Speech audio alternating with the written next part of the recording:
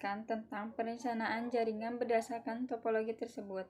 Pertama, saya akan menjelaskan perencanaan IP address. Yang pertama, ada IP di main router. Pertama, ada Ether 1 atau WAN. Saya menggunakan IP 172.16.12.115/24. Lalu ada uplink di Ether 2 10.10.12.85/30. Lalu yang ketiga ada WLAN 10.0.12.9/29.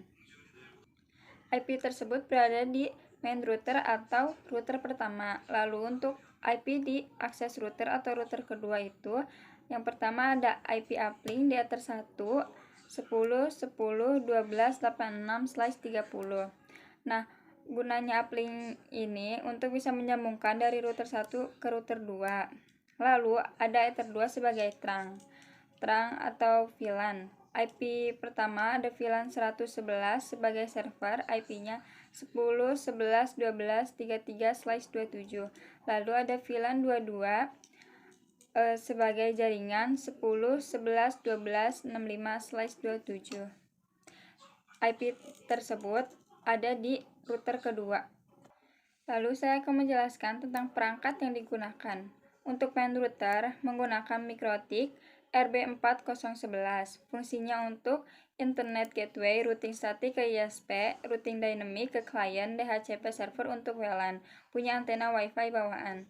Yang kedua, ada akses router. Contohnya MikroTik RB750G R3. Fungsinya router di distribusi default router ke main router. Routing dynamic untuk VLAN, DHCP server untuk VLAN 111 dan 222. Lalu ada switch manageable. Contohnya Cisco SG350/28. Fungsinya untuk membagi jaringan jadi VLAN 111 dan VLAN 222.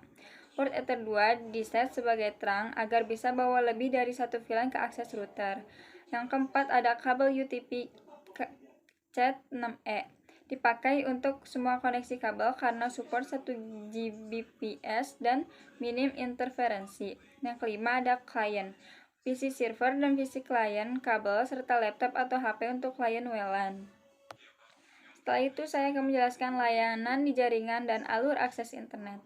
Yang pertama ada Internet Gateway. Main router jadi pintu keluar ke internet via Ether 1, IP-nya 172.16.12.115/24. Semua trafik dari dalam jaringan yang tujuannya bukan IP lokal akan dilempar ke sini. Lalu yang kedua ada DHCP server. Main router memberikan IP otomatis untuk klien WLAN di subnet 10.0.12.8/29. Range IP-nya itu 10.0.12.10, 10.0.12.13. Untuk akses router, memberikan IP otomatis untuk klien VLAN 111 dan VLAN 222. Lalu ada routing statik ke internet. Akses router dibuatkan static default route, artinya semua trafik internet dari VLAN 111 dan 222 akan dikirim ke main router. Main router juga dibuatkan static default route menuju ISP. Lalu ada routing dynamic ke klien. Main router dan akses router pakai dynamic. Routing misalnya OSPF atau RIP, tujuannya biar main router otomatis tahu ada jaringan 10.11.12.32/27 dan 10.11.12.64/27 yang ada di belakang akses dan router tanpa perlu set manual, begitu juga sebaliknya. Lalu VLAN atau virtual LAN. Switch manageable memisahkan jaringan jadi dua VLAN. VLAN 111 khusus server IP yang IP-nya 10.11.12.33/27, lebih aman dan tidak bercampur dengan klien. Lalu ada VLAN 222 khusus klien atau jaringan IP, IP-nya 10.11.12.65/27. Trafik antar VLAN harus melewati akses router dulu, karena switch hanya meneruskan frame dalam VLAN yang sama. Lalu ada WLAN atau wireless LAN. Main router memancarkan sinyal Wi-Fi dengan SSID tertentu. Klien WLAN dapat IP langsung dari DHCP main router. Lalu saya akan menjelaskan alur klien WLAN dan VLAN sampai bisa internetan. Alur klien WLAN, yang pertama laptop HP nyambung ke SSID Wi-Fi main router yang tadi kita buat. Lalu, laptop minta IP ke DHCP server di main router, dapat IP dengan gateway 10.0.12.9. Saat buka Google, paket dikirim ke gateway 10.0.12.9 di main router. Lalu main router lihat tujuan paket adalah IP public, jadi diteruskan ke Ether 1 menuju ISP 172.16.12.1. ISP meneruskan ke internet, lalu jawaban balik lewat jalur yang sama. Alur klien VLAN 222. Yang pertama, PC di port 20-21, switch minta IP ke DHCP server di akses router. Dapat IP 10.11.12.66/27 dengan gateway 10.11.12.65. Lalu, paket menuju internet dikirim ke akses router. Akses router tidak punya koneksi, langsung ke ISP. Jadi pakai static router, kirim pakai main router ke via Ether 1 sama Ether 2. Setelahnya, main router terima paket, lalu forward ke Ether 1 menuju ISP.